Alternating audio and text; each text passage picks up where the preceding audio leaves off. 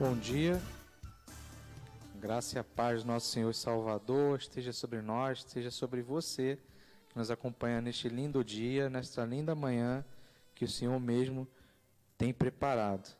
Muito bom, é um privilégio ter você conosco, nos acompanhando nessa jornada da Escola Bíblica, onde temos estudado aí o livro de Atos, que nos dá conta dos primeiros 30 anos da igreja primitiva, a igreja alicerçada no firme fundamento da pedra angular, que é Cristo Jesus. Ele é o Messias, ele é o ungido de Deus, ele é o Redentor. E firmado nessa verdade que a sua igreja foi estabelecida. E nós temos aí ao longo dos últimos domingos, exatamente nos debruçado sobre a palavra. A recomendação sempre é essa, que possamos estar lendo o livro de Atos. Estamos hoje tratando do capítulo 6 e o capítulo 7, e também usando como apoio aí a literatura que a igreja adotou para esse tempo. Que é sempre bom a gente lembrar, Atos dos Apóstolos, 30 anos que mudaram o mundo. É a série Novo Testamento, e essa literatura é da editora Cristã Evangélica. Tem inclusive na internet disponível em PDF para aquisição. Você que é daqui da Igreja Batista Boas Novas, em Vila Isabel, no Rio de Janeiro, você já tem aí a sua literatura em mãos, seja ela em papel ou no formato eletrônico. O importante é o que nós temos feito com esse presente que o Senhor tem colocado em nossas mãos. Bom, queridos, são os primeiros 30 anos da igreja, e a gente já tem observado que a história que aqui tem sido tratada é aquela que foi descrita por Lucas, o mesmo autor do Evangelho do Senhor Jesus Cristo, segundo Lucas, o responsável também aí por estar registrando o livro de Atos. E ele colocou de uma maneira cronológica, coordenada. Outros tentaram anteriormente, também tiveram sucesso, mas aqui a gente vê um detalhismo muito marcante ali da personalidade de Lucas. Lucas era médico e andou muito de perto ali com Paulo, e ele viveu ali exatamente essa questão da formação da igreja, a evolução dela, quais os valores, quais os traços importantes, as marcas da igreja de Cristo Jesus. E nós temos visto, ao longo desses dias, usando a literatura, chegamos ao capítulo 5, tratado no último 5, capítulo 5 da revista. Vimos ali que Satanás não se alegrou com nada disso, e reagiu ferozmente. Chegamos hoje à lição número 6. Falo lição, no Rio de Janeiro a gente não fala muito lição, mas para não confundir aqui, capítulo 5 da revista com o capítulo 5 do texto bíblico, estamos tratando da lição de número 6, que vai falar a respeito de Estevão, o mártir, ok? E esse estudo abrange os capítulos 6 e 7 do livro de Atos. Pois bem, gostaria de iniciar lendo o capítulo 7, o versículo 55, que é o resumo aqui, ou o texto mais significativo nesta manhã para nós estarmos tratando. Ele está também, você que tem a sua revista em mãos, está aí embaixo, tá? No que a gente chama aqui de versículo-chave. Então, eu vou ler direto da minha Bíblia. Capítulo 7 de Atos, versículo 55. Mas Estevão, cheio do Espírito Santo, fitou os olhos no céu e viu a glória de Deus e Jesus, que estava à direita de Deus. Esse é o versículo-chave, esse é o ensinamento que precisa ficar guardado em nossas mentes, amém? nesta manhã. E eu gostaria de começar exatamente aqui com os irmãos, convidando vocês, e vocês que ainda não são convertidos a Cristo Jesus, que com esse ensinamento aqui da palavra, que você possa ser levado pelo Espírito Santo de Deus ao convencimento, ao entendimento. A mesma oportunidade que Deus deu àquela época para aqueles judeus que ainda resistiam à verdade, que você possa agora, você que está convidado a prestar atenção nessa maneira ilustrada que nós vamos expor aqui, desse trecho, desse episódio que envolveu exatamente o martírio de Estevão, um cristão fiel, um cristão genuíno. Acompanhe comigo, por favor. Vocês não têm permissão para falar este pedido ou o seu Messias morto a partir de agora. É a verdade. Nós temos o dever de falar. Dever! Dever!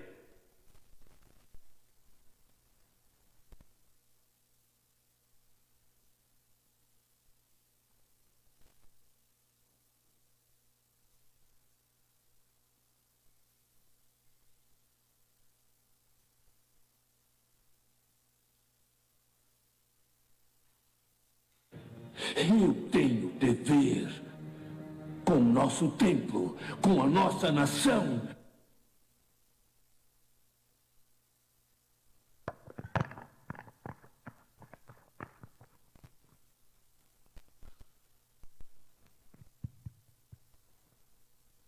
Com nosso Deus. Eu também tenho a lei. Eu tenho o poder. E eu tenho vocês aqui. Vocês ficarão em silêncio. Ou serão silenciados. Tirem-nos daqui. Não temos medo da morte. Sejam batizados em nome de Jesus Cristo. Vocês todos podem ser batizados pelo perdão de seus pecados. Ele foi crucificado, mas ele ressuscitou dos mortos. Impossível. Não escutem-no. Por que resiste a Jesus? Ele é o seu Salvador. O caminho para a vida eterna. Jesus está morto. E você terá o mesmo destino. Blasfemo! Não! Jesus está vivo. Eles tentaram matá-lo, mas não conseguiram. Ele é um verdadeiro profeta. Nosso Messias. O que você sabe sobre profetas? Seu profeta se pôs acima da lei. Este menino não sabe nada. Eu conheço as Escrituras. Verdade?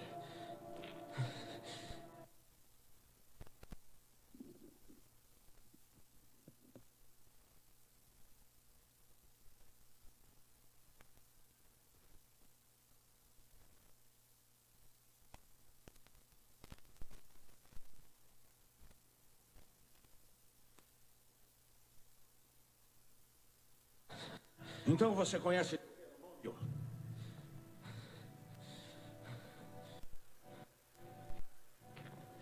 Porque ele solicitou para afastá-lo do Senhor, seu Deus. Sua mão deverá ser a primeira contra ele e você deverá apedrejá-lo até ele morrer.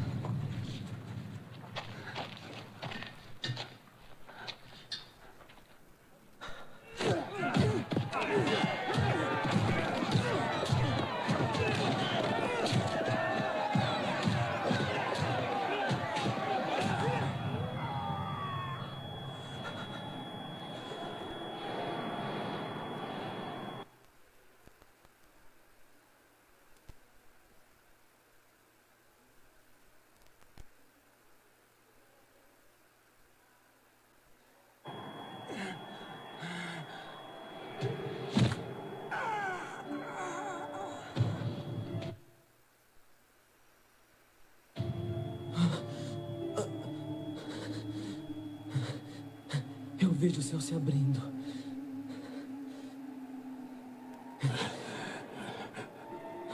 E o Filho do Senhor sentado ao lado direito de Deus.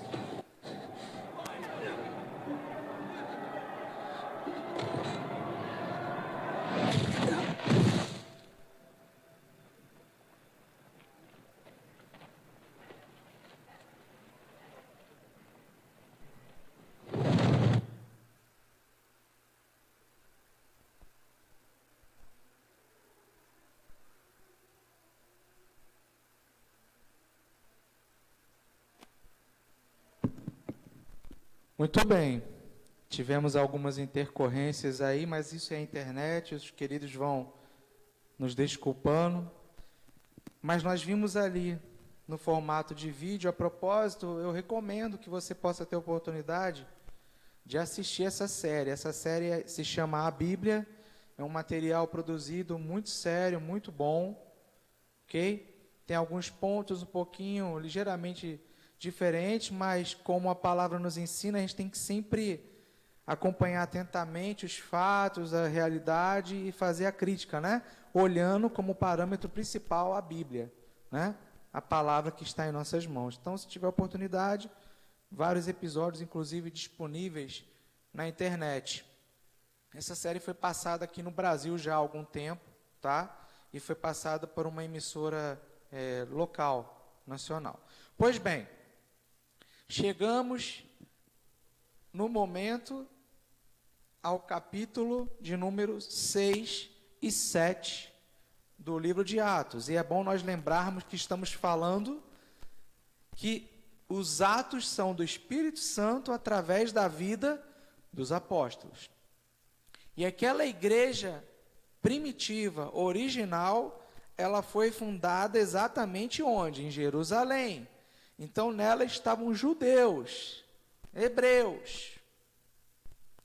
O plano do Senhor de salvação para a humanidade é possível de ser contemplado tendo um olhar panorâmico em toda a palavra de Deus. De Gênesis até Apocalipse, não necessariamente nessa ordem que está aqui no papel, mas é possível nós vermos o amor de Deus, a sua justiça e o seu plano de salvação para toda a humanidade.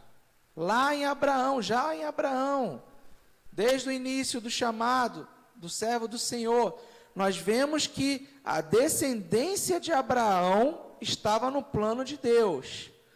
Os eleitos, o povo originalmente eleito, de onde nasceria o Messias, mas através desse povo, a descendência de Abraão, sendo esse povo, essa descendência fiel, dele, Deus levaria o evangelho, o plano de salvação para toda a humanidade, ok? Então, é bom a gente estar lembrando que, quais são os objetivos?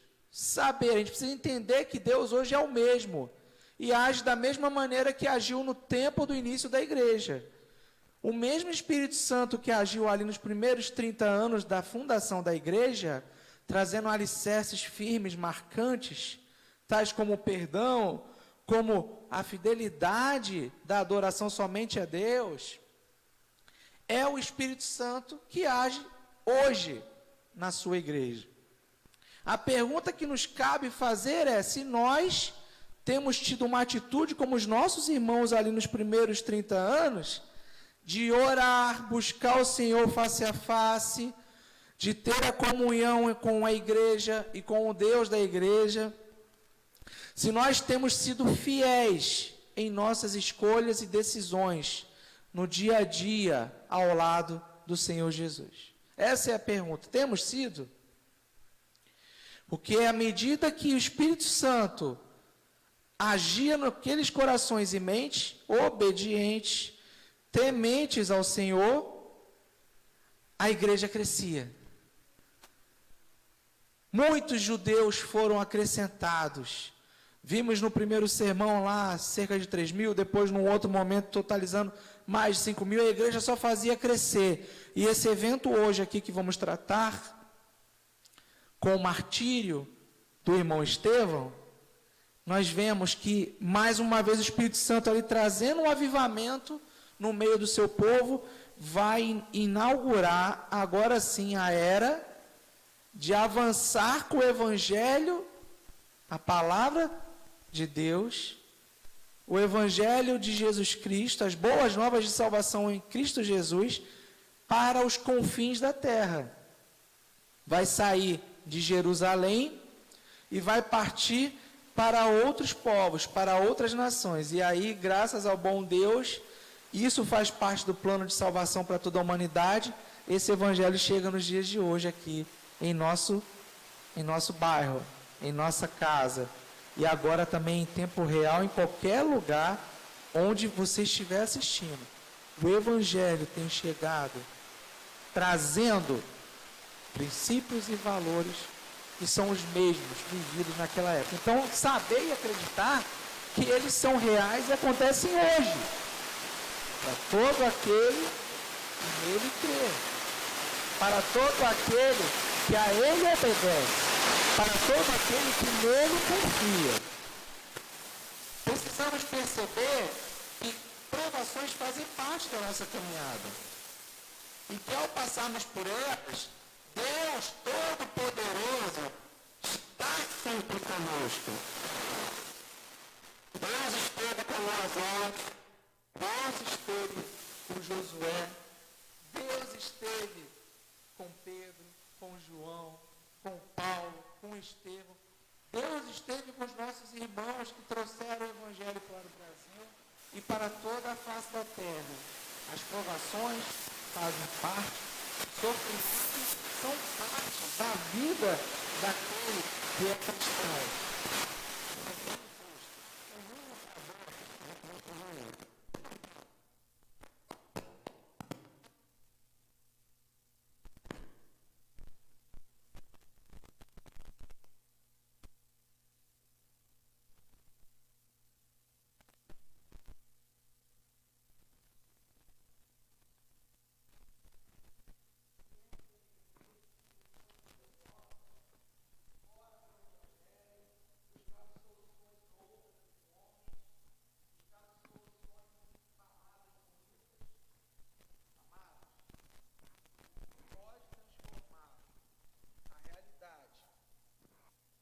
Os cenários, por mais cruéis que eles possam ser, é somente o Espírito Santo de Deus. O poder transformador do Evangelho, o poder transformador da presença do Espírito Santo em nossas vidas. Então, inicialmente, é bom a gente também ter uma leitura clara desses fatos aqui tratados. Mais importante no martírio e morte de Estevão não é o fato em si, ou seja, não é o martírio e a morte, mas sim a providência de Deus em conduzir a expansão geográfica da igreja e o início do testemunho fora dos limites do judaísmo. Tivemos Moisés para libertar o povo da escravidão ali no Egito. Eles estavam, o povo de Deus, no Egito, e Deus estava com eles lá.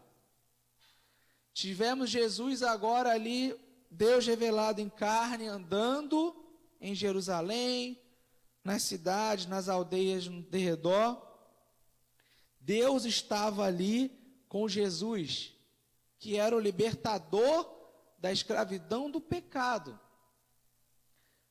O Messias ansiosamente aguardado por Israel, mas rejeitado por boa parte de Israel. E agora ali nós temos Estevão, que também, tal como Moisés, tal como José, aponta para a imagem de Jesus Cristo. Sendo que esse momento é um momento que inaugura, como já falei anteriormente, uma fase de expansão. Vamos entender o porquê a partir de agora. Pois bem, o martírio, o sofrimento, fazem parte da caminhada do crente genuíno. Mas o mais importante aqui não é a morte, ok? Não é o martírio. Não significa dizer que todos têm que morrer apedrejados. Não é isso, não é disso que se trata. O mais importante é levarmos nesta manhã a mensagem de que fomos chamados para fazermos a diferença onde estamos.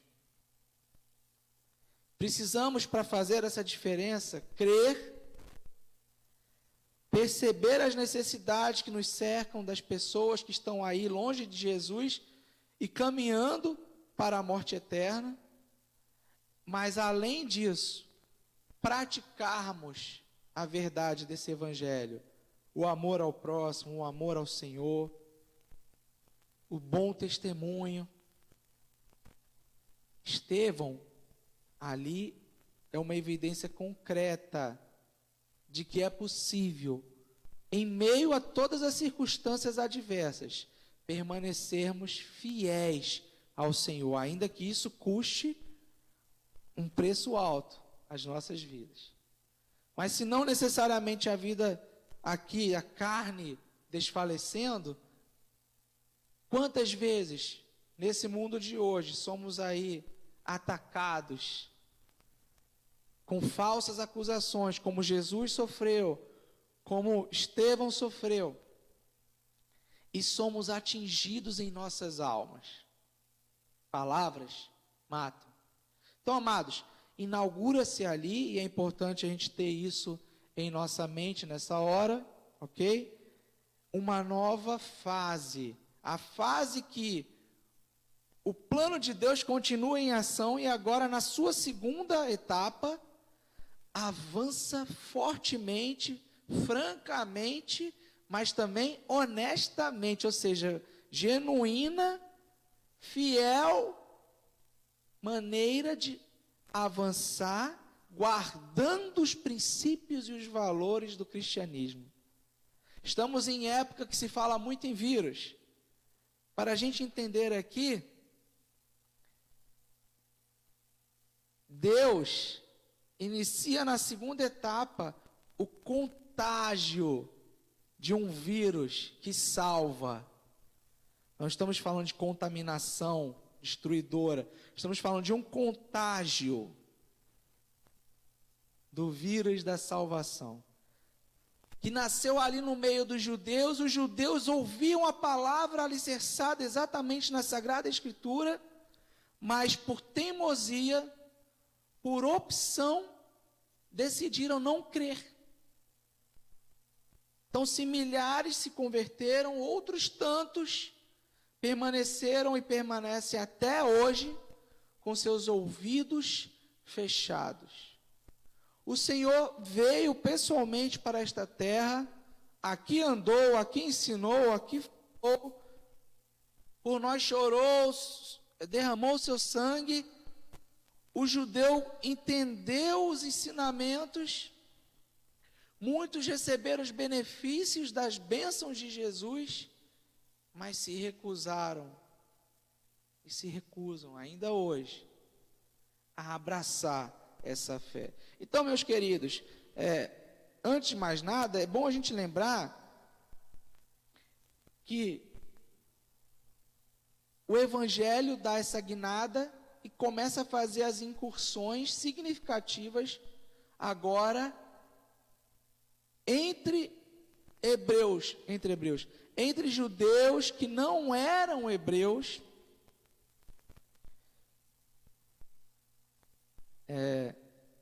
judeus nascidos na diáspora, ou seja, no momento lá da dispersão. Na história a gente vê isso acontecendo, judeus que não nasceram na Palestina, naquela terra que foi prometida lá para Moisés, para Abraão, e que José vai alcançar a terra prometida. Judeus que nasceram com as tradições, com a cultura judaica, temendo a lei, obedecendo a lei, seguindo a fé em um só Deus, mas que, porém, ainda não eram gentios. Judeus que falavam grego, Por isso o termo helenistas. Logo no primeiro versículo, a gente vê, do capítulo 6, naqueles dias, aumentando o número dos discípulos, houve murmuração dos helenistas contra os hebreus, porque as viúvas deles estavam sendo esquecidas na distribuição diária. No domingo passado a gente viu, mas é bom estar reforçando aqui, que aqui começa a participação de Estevão, uma participação marcante agora na história da igreja. A igreja, nós lembramos, nos capítulos anteriores, vinha sendo firmada num alicerce forte da fidelidade, do compromisso, da obediência.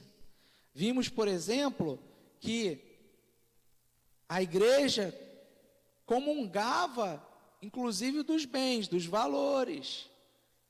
Os irmãos eram conduzidos pelo Espírito Santo de Deus a apresentarem ofertas e depositá-las aos pés dos apóstolos.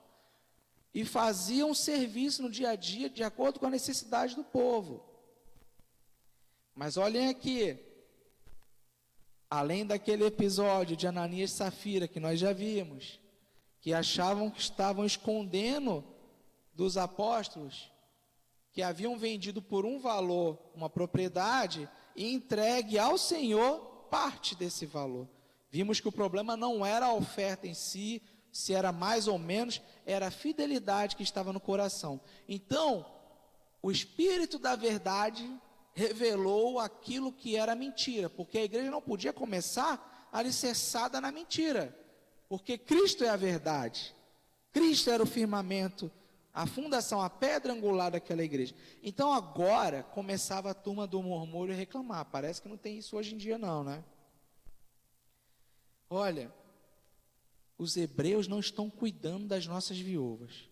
Então, diligentemente, movidos pelo Espírito Santo, os apóstolos, que não tinham como ficar se dividindo entre ensinar a palavra e ficar cuidando de todo mundo, levantam 7 homens de valor, tementes à palavra, tementes no Senhor, crentes daqueles à vera mesmo, para cuidar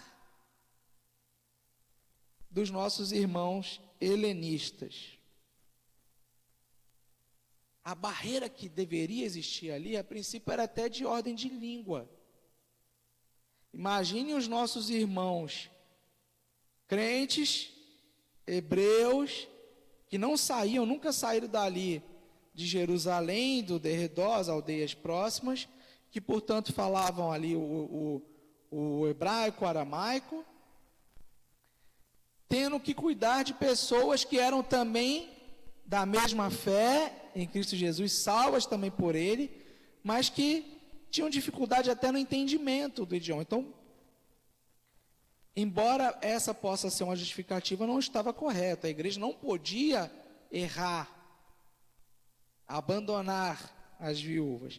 Então, rapidamente, os 12 convocaram a comunidade, conforme o texto diz, dos discípulos, e disseram, no verso seguinte: não é correto que nós abandonemos a palavra de Deus para servir às mesas. Por isso, irmãos, escolham entre vocês 7 homens de boa reputação, cheios do Espírito e de sabedoria, para os encarregarmos desse serviço. Aí, mais adiante, no verso 5, diz o seguinte: o parecer agradou a todos. Está aqui uma evidência da concordância alcançada sob a direção do Espírito de Deus.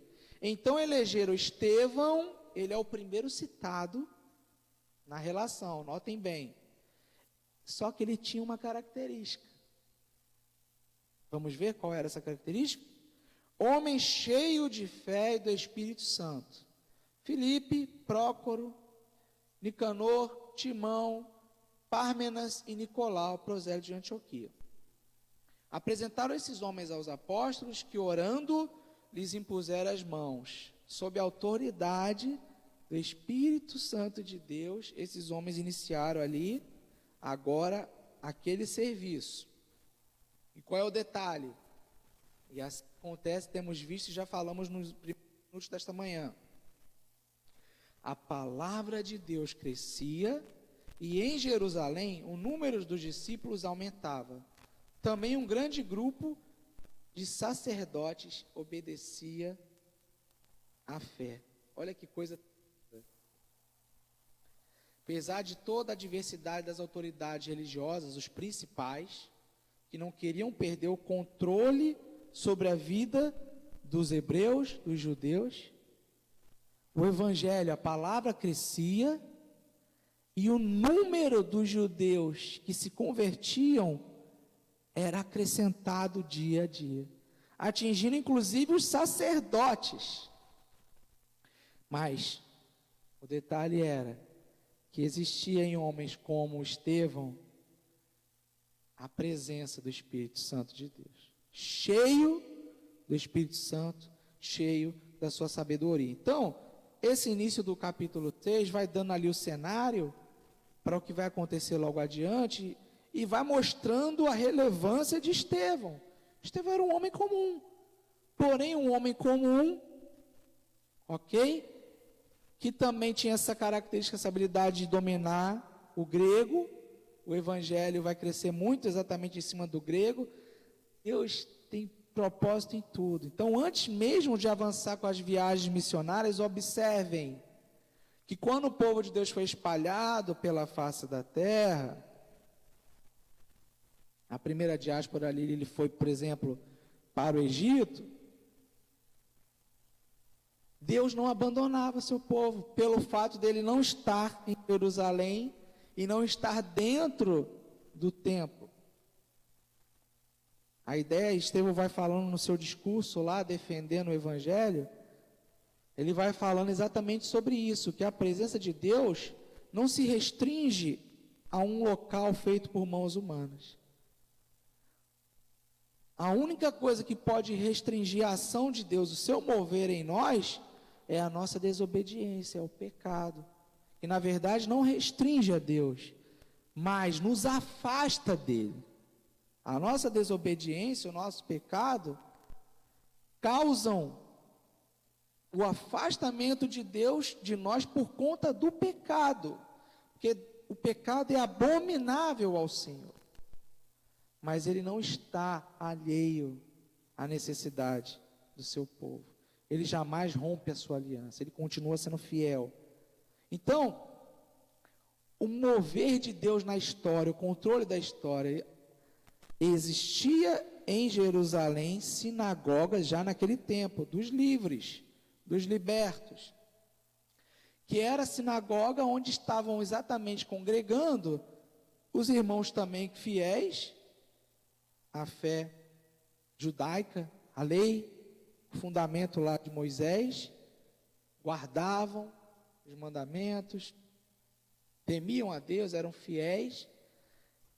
E agora o cristianismo também tinha atingido esses homens e mulheres, que seguiam também fiéis à tradição de irem ao templo e se reuniam ali entre os seus, mas que precisavam também de um cuidado, de uma assistência dos 12. E os 12, dirigidos pelo Espírito Santo, levantaram esses homens. Então, esse contexto é importante. Por que eu voltei a ele? Porque denota o cuidado, o controle do Senhor sobre toda a história.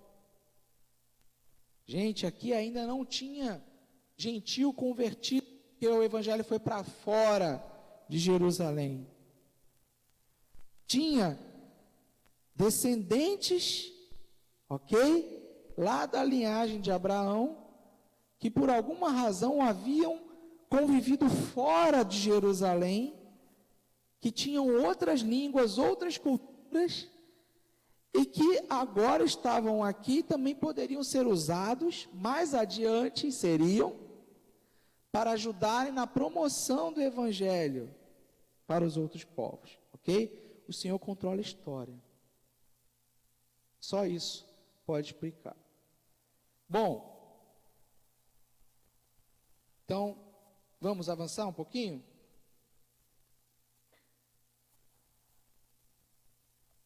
O que a gente aprende olhando aí para a vida de Estevão? Primeiro, ele era um homem de caráter. Isso tem feito muita diferença nos dias de hoje. A maioria das vezes, lamentavelmente, a falta do caráter. Queridos, é um tempo da gente se acertar com Deus. É um tempo da gente entender que o nosso testemunho faz a diferença. Seja o testemunho ou o mau testemunho. Alguns até brincam, né, que o mau testemunho é o tristemunho, né? Mas vamos lá. A história da Igreja de Jesus é marcada por personagens cujo caráter os identifica com Cristo. Estevão, antes mesmo de ser escolhido entre os 7, já apresentava a qualidade necessária para servir ao Senhor e à sua igreja. Lemos aqui agora. Estevão, que foi eleito, juntamente com os outros 6, é descrito na sequência, e a ele se faz a menção honrosa de ser um homem cheio de fé e do Espírito Santo. O Espírito Santo só vai me controlar se eu tiver fé e se eu for obediente ao Senhor. Simples assim. O que falar de pessoas que não cuidam da própria fé? Não têm contato com a palavra, não participam das reuniões do povo de Deus, não oram. O que vai prevalecer aí, meu querido, muito francamente, é o caráter do Senhor ou o caráter da nossa carne? Nós somos decaídos, desde que o homem caiu, Adão e Eva foram os primeiros, mas nós viemos pecando e sofremos consequência nesse mundo desses pecados. Bom, o caráter é algo fundamental. E o caráter que nós devemos apresentar e citar exatamente o caráter que está em Jesus. Então, Atos 6, verso 1, nós já lemos. Agora eu queria ler com vocês Atos 11, 20.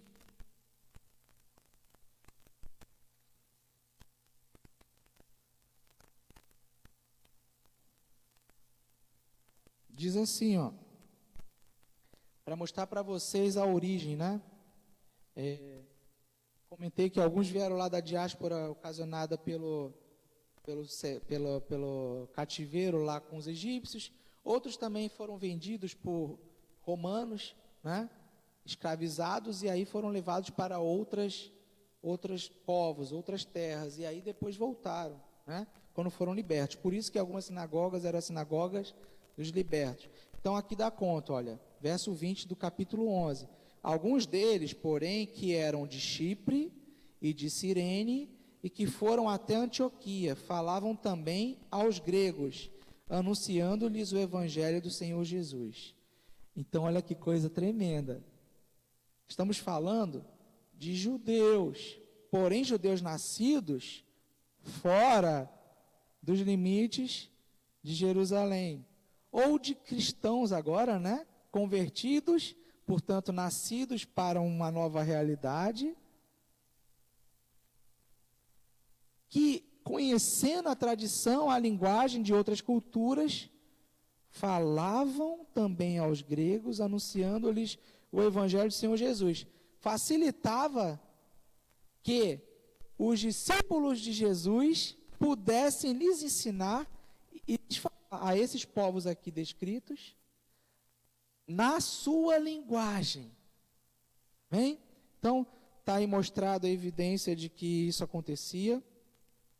E vamos prosseguindo. Agora ainda no 11, só que agora no verso 24. Vamos ler o versículo 24. Que fala da característica desses homens que eram dessas congregações, né?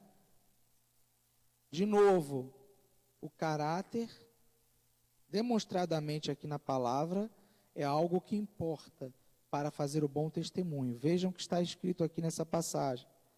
Porque era homem bom, cheio do Espírito Santo e de fé, e muita gente se uniu ao Senhor.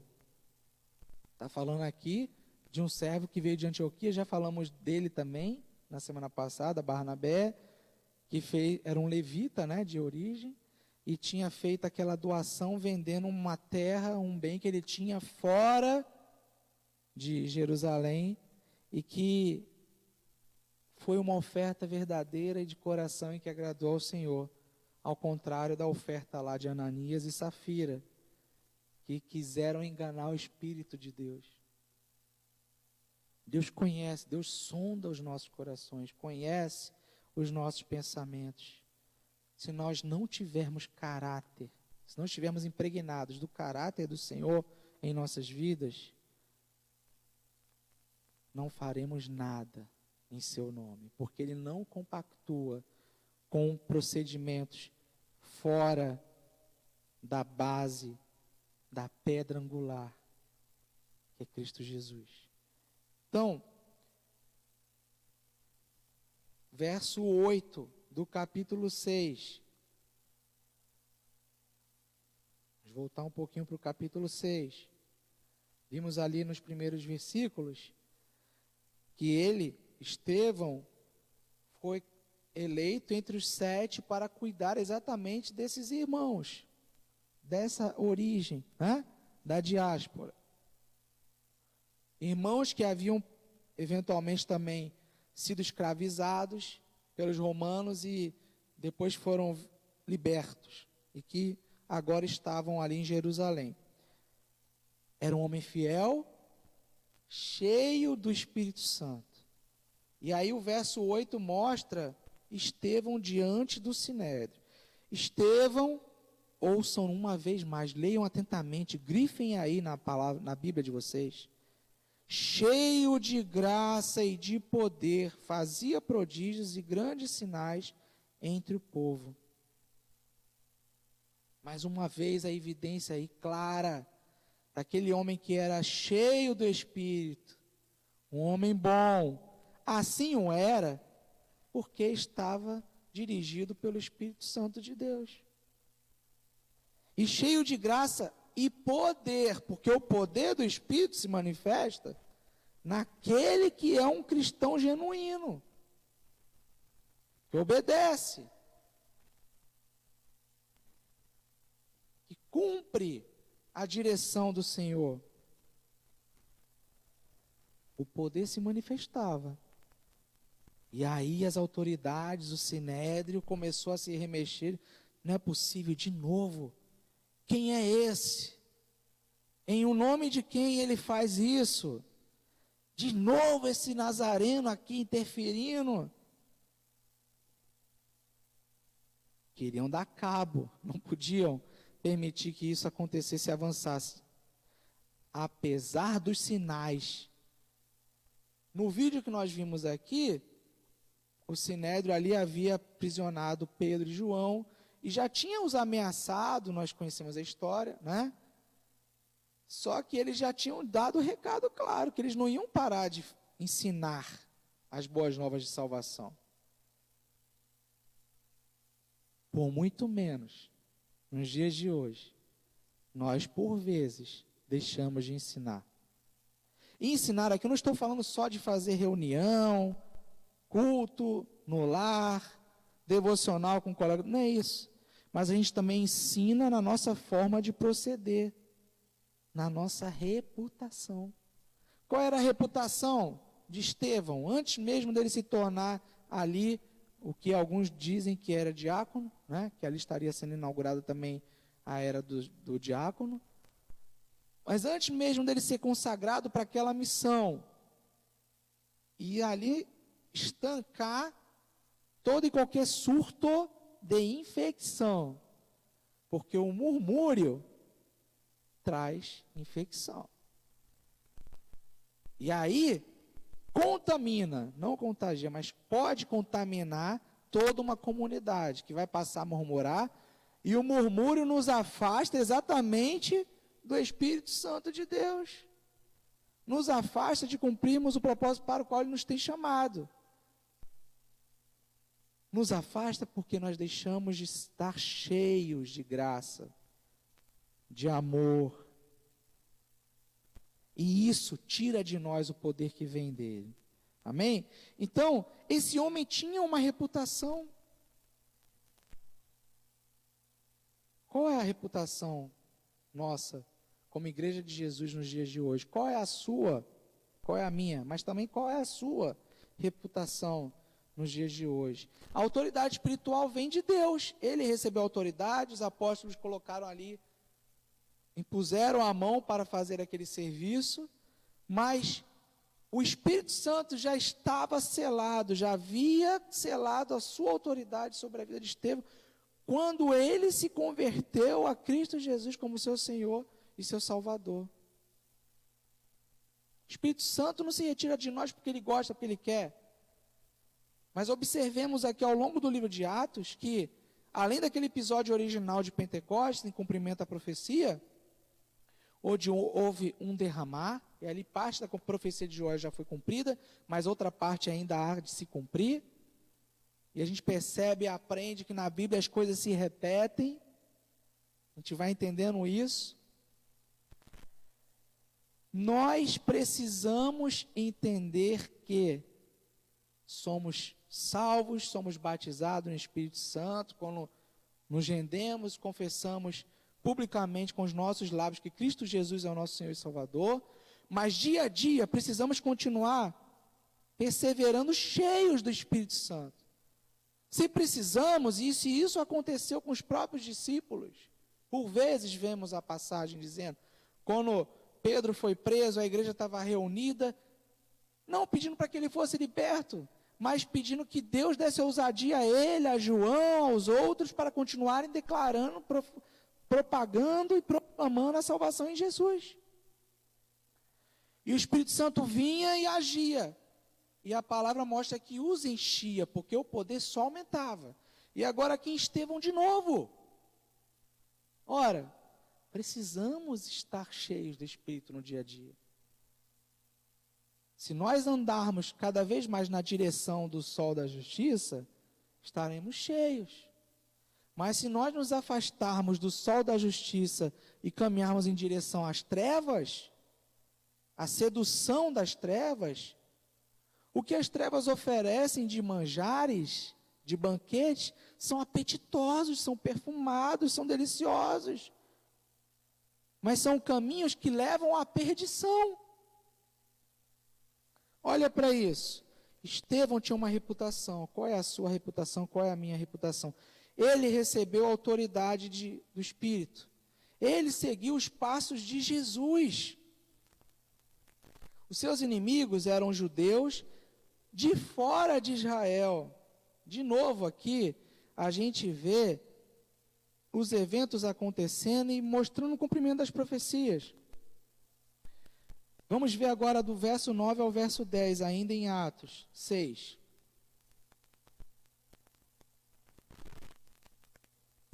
Então, alguns dos que eram da sinagoga chamada dos libertos, estão vendo aí? Onde tinha começado também aquela crise, lembram disso? Dos sirineus, dos alexandrinos e dos da Cilícia e da província da Ásia se levantaram e discutiam com Estevão, mas eles não podiam resistir à sabedoria e ao espírito pelo qual ele falava. Pode se levantar quem for, mas na autoridade do Espírito de Deus, estamos cheios de sabedoria. A sabedoria vem do alto. As palavras vêm do Senhor. E não há como resistir. Gente, não foram quaisquer pessoas que se levantaram, não. De novo, como aconteceu com Jesus lá em Jerusalém, os líderes, os principais estavam se levantando para acusar, mas eles não resistiam ao poder do Espírito que nele habitava. Vamos ler agora, vamos voltar na Bíblia. É importante a gente ter a leitura do contexto, né? Como eu sempre digo. Vamos ver Êxodo 4, verso 12. O que o Senhor tinha falado lá para Moisés, né? Agora vá, e eu serei com a sua boca e lhe ensinarei o que você deve falar. Essa promessa foi para Moisés, mas é para você também. Foi para Estevão. Estevão não se acovardou e foi. E as palavras vieram. Vamos ler agora Isaías 54, 12. 17. Falando muito, falando rápido. Se eu tiver muito rápido, você vai me perdoando aí, vai comentando, que quem está acompanhando aqui pode me dar um feedback, se eu precisar voltar, ter mais calma. Se estiver falando rápido, a garganta vai secando, mas vamos lá. Nenhuma arma forjada contra você prosperará, e você condenará toda a língua que quiser acusá-la em juízo. Esta é a herança dos servos do Senhor e a sua justiça que procede de mim, diz o Senhor. Olha o que o profeta estava mostrando aí. E isso, detalhe, tá? Por que a sabedoria de Estevão? O Espírito mostrava para ele o conhecimento que ele já tinha da palavra. Como quem tem fé e é obediente, ele conhecia as Escrituras. Na ilustração aqui nós vimos que é acusado de não conhecer as Escrituras. Quem é você? Ali na ilustração a gente vê ele dizendo, eu conheço as Escrituras. Não vem que não tem. Então, só que o Senhor disse na boca do profeta Isaías, e que vale para você, vale para nós hoje. Valeu para Estevão, valeu para o Senhor Jesus. Nenhuma arma forjada contra você prosperará, e você condenará toda a língua que quiser acusá-la em juízo. Nossa luta não é contra os acusadores. Eles sempre vão querer nos denigrir. É o papel deles. O papel de Satanás é acusar. A gente vai querer que Satanás seja bonzinho? Que seja ético? Não. Agora, o que ele estiver falando e os seus soldados nos acusando, a palavra do Senhor já nos garantiu profeticamente que nós condenaremos toda a língua, todas as línguas que querem nos acusar, porque eles já estão em juízo diante de Deus. Não nos compete. Essa é a herança dos servos do Senhor, e a sua justiça procede dele, assim diz o Senhor. Então, é bom, né, a gente olhar para a Bíblia, olhar no Antigo Testamento a promessa de Deus, e também no Novo, a concretude da sua realização. Vamos ler agora Lucas 21, verso 15. Diz assim, ó, esqueci de comentar, né? Eu estou usando aqui a versão da Nova Almeida atualizada e também da Almeida corrigida e fiel, tá? Então, se o seu texto estiver ligeiramente diferente, você pode estar aí conferindo, e conferindo também, para isso também é muito útil. Os aplicativos, eles têm várias versões, tá? Mas eu estou usando essa por uma questão da linguagem estar mais clara, tá? 21 do Evangelho de Lucas, versículo 15, diz assim, ó, porque eu vos darei boca e sabedoria a que não poderão resistir, nem contradizer todos quantos se vos opuserem. Olha aí, de novo. Quem que nos dá a boca? Quem nos dá a palavra? Quem nos dá a sabedoria? O Senhor. Daí vem o poder, não de nós. Então, Salmos 2, verso 1 e 2, vou te lembrar que a gente já leu esses salmos aqui, mostrando lá em Davi já a indicação para Jesus, e que também a gente pode aqui verificar na vida de Estevão. Capítulo 2 de Salmos, verso 1 e 2.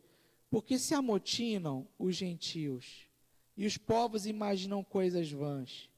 Os reis da terra se levantam, e os governos consultam juntamente contra o Senhor e contra o seu ungido. Isso já aconteceu ali com Jesus, com Estevão, com tantos outros, acontece hoje. E vai acontecer também quando o Senhor voltar para destronar e derrubar o anticristo.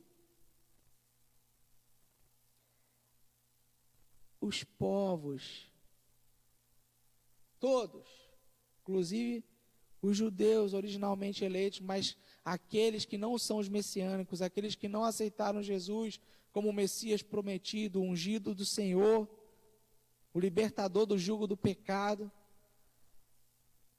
todos seus líderes, suas autoridades sempre se levantarão contra o ungido do Senhor.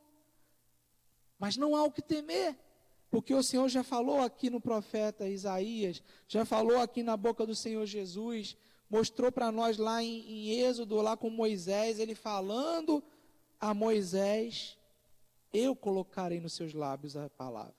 Agora, para que isso aconteça, meu querido, minha querida, é preciso nós termos a atitude de crente.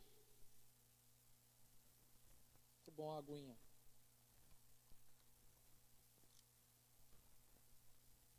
Sensacional.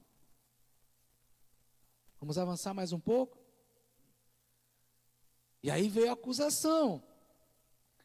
A acusação era de que, e do verso 11 ao verso 15, vale a pena a gente voltar e ler em Atos.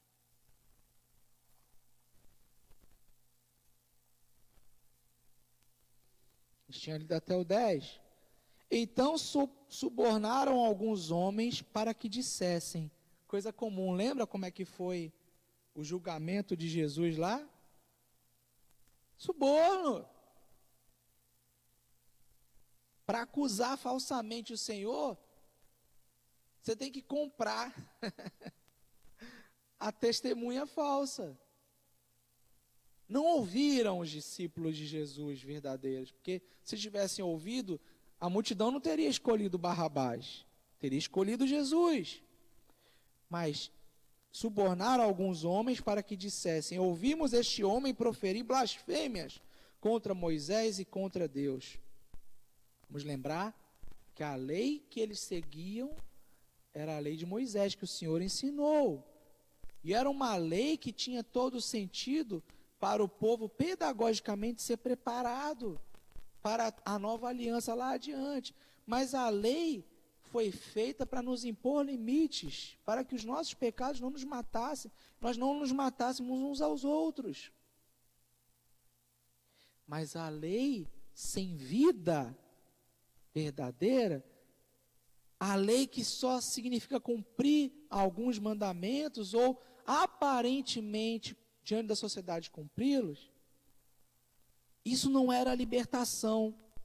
Na mão, no discurso das autoridades religiosas, era escravidão. Então eles acusavam Estevão de falar exatamente o quê? Blasfêmia, porque ele estava revogando nas palavras falsas deles a lei de Moisés. Estevão como Jesus, e porque Estevão seguia Jesus, não estava revogando a validade da lei de Moisés, mas estava mostrando que a lei precisava ser vivida por nós, e que agora em Cristo Jesus, a nova aliança cumprida nele, iniciada nele, nos dava a liberdade total, onde éramos salvos e remidos pelo sangue do Cordeiro de Deus, que tira do pecado do mundo. Não há mais condenação para aquele que nele crê. Então agora a lei vivida de maneira reta, pura, e isso possível porque Cristo Jesus nos purificou, era o que era ensinado e defendido. Mas eles falsamente diziam que ele blasfemava contra Moisés. Nós vimos que os apóstolos, os discípulos, de maneira alguma deixavam de guardar a tradição. Eles respeitavam seus irmãos. Se não fosse assim, a igreja primitiva foi ali entre os judeus, não teria crescido. A ruptura não era com os valores que Deus tinha ensinado através de Moisés, mas era uma ruptura com a falsidade, com o controle das autoridades que manipulavam a palavra. E isso tem acontecido nos dias de hoje, notemos. Toda vez que o homem se afasta da palavra, do cumprimento da palavra, com sentido, com fé, com obediência, ele comete atrocidades usando a própria palavra. Então, atiçaram o povo, os anciãos e os escribas, e investindo contra Estevão, o agarraram e levaram ao sinédrio. Apresentaram as testemunhas falsas que disseram: esse homem não para de falar contra o lugar santo e contra a lei. Agora incrementaram exatamente como fizeram com Jesus, porque Estevão ensinava o que Jesus tinha ensinado, que o templo, ou seja, não a edificação em si, isso até aconteceu em consequência do pecado, cairia, mas que Jesus estava propondo uma nova aliança, um novo tempo, onde o templo agora do Espírito Santo é o nosso corpo. Não há como frear a ação de Deus. Deus agiu lá no Egito, Deus agiu lá na Babilônia, Deus agiu lá entre os gregos. Não há quem impeça o agir de Deus. E nós, humanamente falamos, os judeus lá achavam que Deus só estava lá no templo. E quem não era daquele templo, daquela comunidade, estava fora. Cuidado. Será que nós não fazemos isso de alguma maneira? Fica para nossa reflexão. Condenando as pessoas. Não significa dizer que também nós vamos agora errar e bater palma para os erros, não é isso. Mas a justiça, o juízo pertencem ao Senhor. Então, eles acusavam a mesma coisa que Jesus acusava Estevão. E isso é bom, porque também mostra que Estevão era de caráter, era cheio da graça, era cheio do Espírito, a sabedoria estava nele, e ele tinha a imagem de Jesus. Nós temos a imagem de Jesus nos dias atuais? Nos posicionamos acerca dos temas que são levados aí para afrontar o Senhor? Aborto e outras coisas mais. Só se tem um só para ficar na nossa mente agora. Então, meu querido, minha querida, falsamente foi acusado por pregar o que Jesus ensinava. E eles estavam dizendo que ele estava ensinando que era para destruir, queria causar motim, rebelião. Olha só, o acusador acusa do que ele quer fazer e está fazendo, né? Porque o que destruiria efetivamente o templo? Era o pecado, a desobediência. Porque o Senhor já tinha profetizado que o seu povo agora seria disperso, seria aprisionado e seria escravizado por povos de outros opressores. Até que lá na conclusão dos tempos, o Senhor reúna novamente todo o seu Israel na Palestina que Deus lhes prometera, eles deu. Hoje eles estão lá restritos a uma faixa, eles não estão em toda... E aí você começa a entender, né, por que todas as nações são contra Israel. Ficam cobrando de Israel que Israel estabeleça um acordo de paz. A paz não virá de mãos humanas. A paz só virá quando Israel toda, ou toda a nação, reconhecer que Jesus é o Messias. Simples assim. Mas começa a entender por que tanta gente é contra Israel? Bom, existe aquele ódio contra o povo de Deus. Por isso, Satanás quer afligi-los. E esse ódio estava notório ali também agora em Estevão. Queriam e fizeram, o apedrejaram. Eles conheciam a lei, eles conheciam a tradição, transmitido por Moisés. Deus teve esse cuidado, né? Para isso preparou o homem para fazer isso. Os escribas transmitiram o que Moisés havia falado, né? A tradição de pai para mãe, transmitindo conhecimento. E Estevão era acusado exatamente... Eu avancei bastante aqui, eu já vou concluir por esse dia, por essa manhã. Mas Estevão era acusado, ok? De ensinar contra a lei e de ensinar contra o lugar santo, porque na cabeça deles santo era só o lugar do templo. Falsa acusação.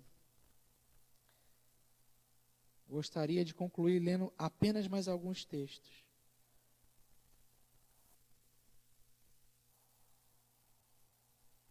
Já lemos aqui Atos 6, 11 a 13. Gostaria de ler com vocês agora Jeremias. Jeremias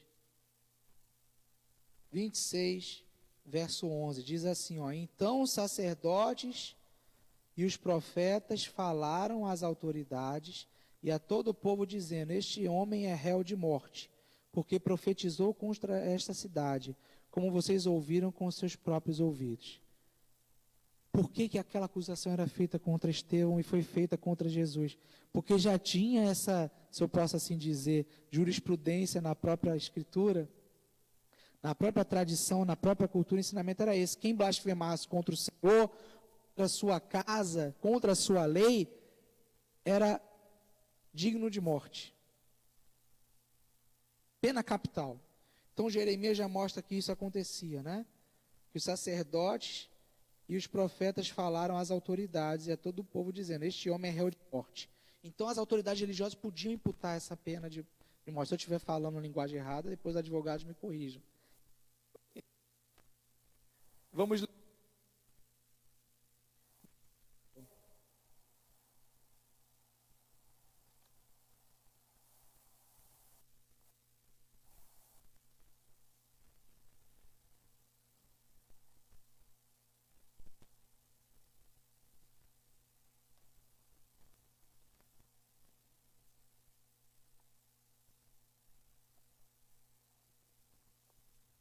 Vamos fazer o seguinte.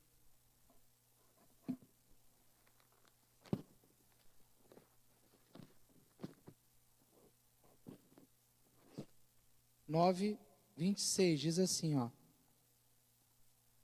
de Daniel: depois das 62 semanas, o ungido será morto e não terá nada. Mostrando as profecias que apontavam sempre para a condenação de morte, pena de morte, para todo aquele que se, entre aspas, rebelava contra a lei, contra a tradição. Agora, Jeremias,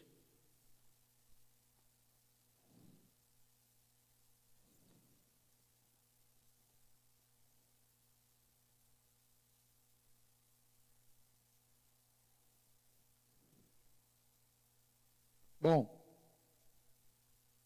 deixa eu ler Naum 1.8, e Jeremias eu vou deixar para a gente ler na próxima, tá? Naum 1, capítulo 1, verso 8.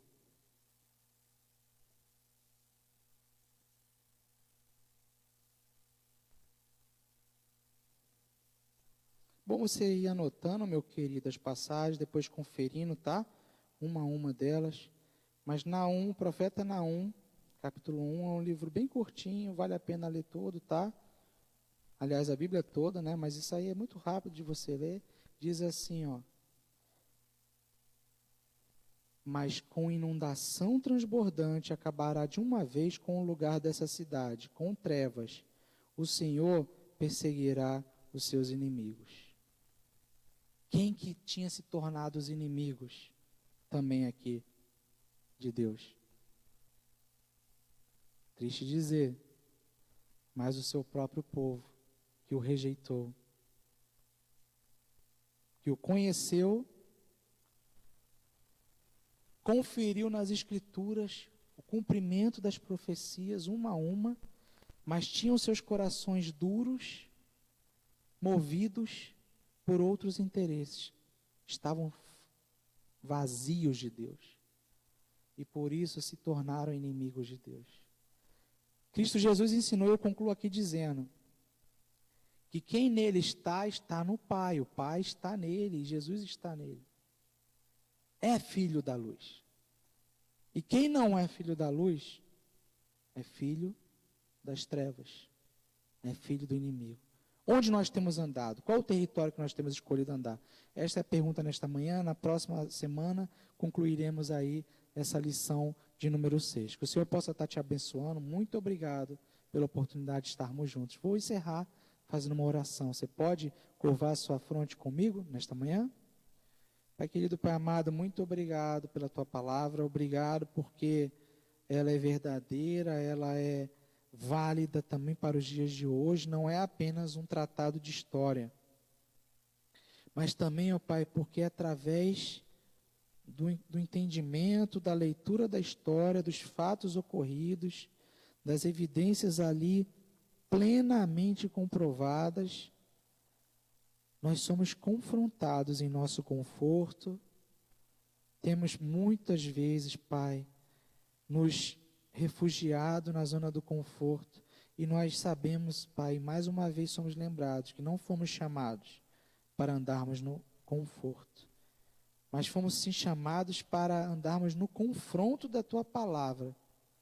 Ó Deus, nos dá fé, nos dá coragem, nos dá, Pai, a capacidade de nos rendermos à Tua palavra, sermos confrontados por ela, e assim, Pai, sermos cheios da sabedoria que vem do Espírito Santo de Deus, nos controlando, com poder, se movendo através de nós e entre nós. Ó Deus, perdoa-nos se temos andado distante desse caráter que estava ali explícito em Jesus e seus seguidores, Pedro, João, tantos outros, Pai, e agora, como temos visto em Estevão, que seja a nossa reputação, a reputação reconhecida de sermos verdadeiramente seguidores de Jesus, discípulos dele, que vivem e praticam aquilo que foram ensinados. Perdoa-nos, Pai, os nossos pecados. Dá-nos agora, Pai, um dia abençoado na Tua presença. E, ó Pai, que Teu Santo Espírito, esse mesmo que agiu ali nos primeiros 30 anos e que continua a agir no meio do Seu povo, age em nós e agora individualmente em cada um de nós, a começar por mim, nos incomodando, nos cutucando, nos mostrando o que há de errado, que precisa ser expulso das nossas vidas, para que o Espírito Santo nos domine e governe plenamente. Receba a nossa oração, com o perdão dos nossos pecados, que nós a fazemos em nome de Jesus. Amém e amém. Deus te abençoe. Um abração, um beijão para você e até o próximo domingo nesse mesmo horário. Tchau.